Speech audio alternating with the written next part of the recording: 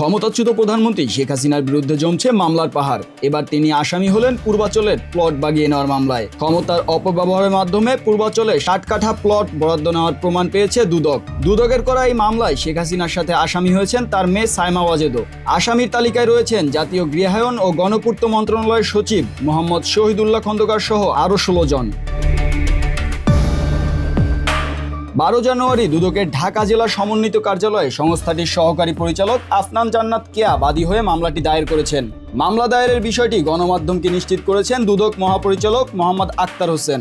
মূল অভিযোগে বলা হয়, সরকারে থেকে রাজনৈতিক ক্ষমতা বলে পূর্বাচলের নতুন শহর প্রকল্পের 27 সেক্টরের কূটনৈতিক জোনের 203 নম্বর রোড থেকে 10 কাঠা করে মোট 60 কাঠার 6টি প্লট বরাদ্দ নিয়েছে হাসিনা পরিবার।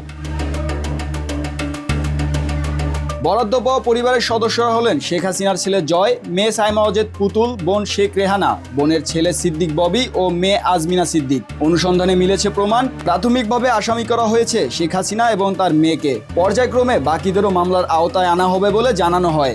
এছাড়াও দুদক গত 22 ডিসেম্বরে জানিয়েছিল শেখ হাসিনা এবং তার ছেলে জয়ের বিরুদ্ধে ওঠা 30,000 কোটি টাকা পাচারের অভিযোগ তদন্ত করবে সংস্থাটি। তাছাড়া শেখ হাসিনা ও তার বোন শেখ রেহানার বিরুদ্ধে বিভিন্ন প্রকল্পে 80,000 কোটি টাকা লোপাট অভিযোগ নিয়ে চলছে তদন্ত। সবগুলো অভিযোগই অনুসন্ধানের পর্যায়ে রয়েছে বলে জানায় দুদক। তথ্য প্রমাণ অনুযায়ী আগামীতে করা হবে আরও মামলা।